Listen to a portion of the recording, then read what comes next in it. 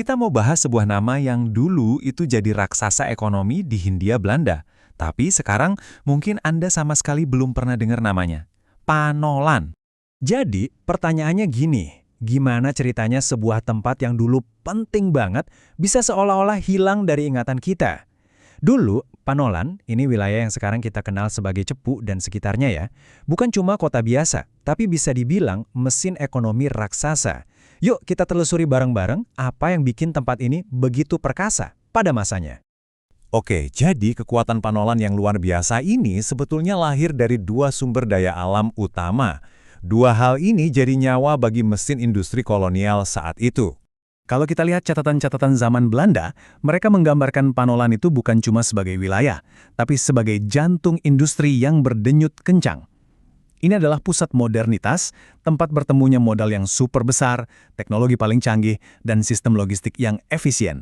Sebuah pusat kemakmuran yang muncul di tengah pedalaman Jawa. Coba bayangin deh pilar-pilar kekuatannya. Di sana ada raksasa minyak dunia, BPM. Saingannya juga ada, NKPM, yang notabene perusahaannya Standard Oil. Nah, di sektor lain ada Boswezen yang menguasai hutan jati terluas di seluruh Jawa. Dan semua kekayaan ini diangkut pakai apa? Pakai jaringan kereta api super efisien milik NIS dan SJS. Kebayangkan betapa strategisnya? Nah, inilah yang bikin Panolan itu tak ternilai harganya. Dia punya dua harta karun sekaligus. Yang pertama, emas hitam, yaitu minyak bumi yang jadi bahan bakar industri global. Yang kedua, emas hijau alias kayu jati kualitas terbaik buat pasar ekspor yang paling mewah. Wah, sebuah kombinasi yang luar biasa kuat. Tapi, di balik semua kemegahan industri ini, ada sisi gelapnya. Di balik fasad yang gemerlap itu, ternyata ada sebuah fondasi yang rapuh dan penuh tantangan alam. Nah, disinilah ceritanya mulai berbalik. Kilau industri yang kita lihat tadi ternyata berdiri di atas tanah dan kondisi alam yang jujur aja sangat sulit ditaklukkan. Jadi, kehidupan sehari-hari buat sebagian besar penduduknya ya sebuah perjuangan yang konstan. Tantangan pertamanya itu datang dari tanahnya sendiri.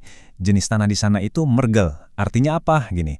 Kalau lagi musim hujan, tanahnya jadi super lengket kayak lem, hampir mustahil buat ditanami. Sebaliknya, pas musim kemarau, tanahnya malah retak-retak, kering dan kerasnya minta ampun, kayak beton. Dan yang ironis, meskipun ada sungai sebesar Bengawan Solo yang lewat, air justru jadi masalah. Waktu musim kemarau, level air sungainya terlalu rendah buat irigasi. Pas musim hujan, malah kebanjiran terus, merusak lahan pertanian. Jadi bisa dibilang sungai ini lebih sering bawa bencana daripada berkah. Kondisi alam yang berat ini pada akhirnya memicu krisis lain yang nggak kalah parah, krisis kesehatan. Ternyata, kemajuan industri yang pesat itu menuntut tumbal yang cukup mengerikan. Tahun 1938 jadi semacam titik puncaknya, sebuah tahun yang tercatat dalam sejarah Panolan sebagai tahun yang benar-benar kelam. Coba deh bayangkan ini. Di kota Cepu, yang jadi pusat modernitas Panolan, wabah malaria meledak begitu parah. Sampai-sampai di tahun itu hampir setiap rumah punya anggota keluarga yang jatuh sakit kena malaria. Kenapa?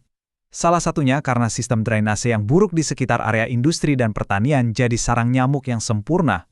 Dan ini dia paradoks yang paling menyedihkan. Panolan juga terkenal karena jumlah kasus penyakit kustanya yang sangat tinggi. Saking tingginya, wilayah ini malah menarik perhatian dokter dan peneliti dari seluruh dunia. Mereka datang ke Panolan khusus untuk mempelajari penyakit itu.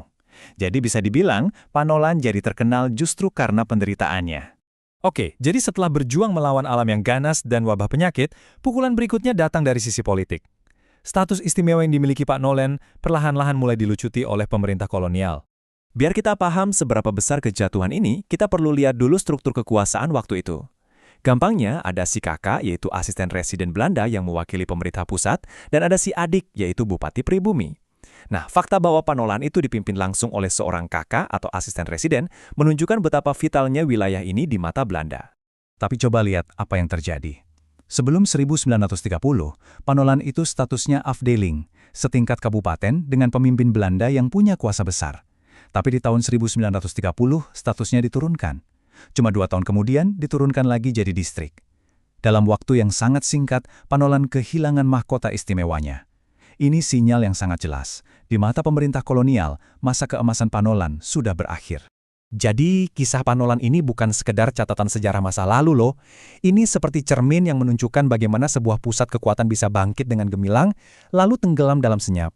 pertanyaan buat kita renungkan adalah, kira-kira berapa banyak ya panolan-panolan lain di luar sana?